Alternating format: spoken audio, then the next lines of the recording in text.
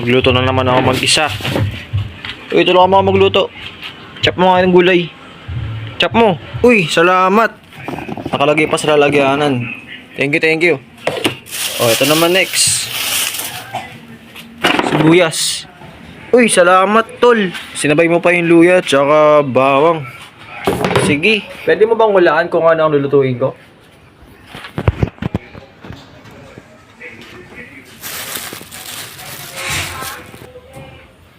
Ay po, naka-video. At talagyan na natin ang mga manok. Dahil medyo maselan ako, hindi ko siya nilalagyan ng mantika. Kasi magmamantika naman siya. Call me maarte, but I call it maarte. Ayun, nalagay na natin ang sibuyas, bawang at luya. Tapos, antayin lang natin lumabas yung mga aroma. Then, lagyan na ng tubig. Sabi nila, tinola daw ang pinaka hindi masarap na sabaw ng mga manok. Siguro, kung kulang ka sa patis. Kasi, tubig na lang yan at manok at sibuyas, bawang, luya na lang. So, ang pinakapanlasa niya is patis. Kaya, wag kayo magiging tipid sa patis. Wag kayo magiging tipid. Pwede, diba? Kasi, ito na yung panlasa niya eh.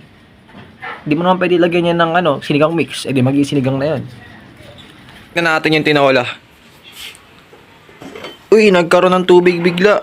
Ginagawa natin dyan, pinapalambot na lang natin lahat. Kasama yung gulay, kasama yung manok, kasama yung gulay. Ayun, ito ang rason kung bakit dahon ng sili ang nilagay ko doon sa tinola.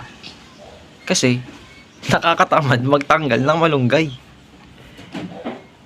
So, i-check ko na kung luto na yung manok. Kapag luto na siya, magugulat ako. Okay.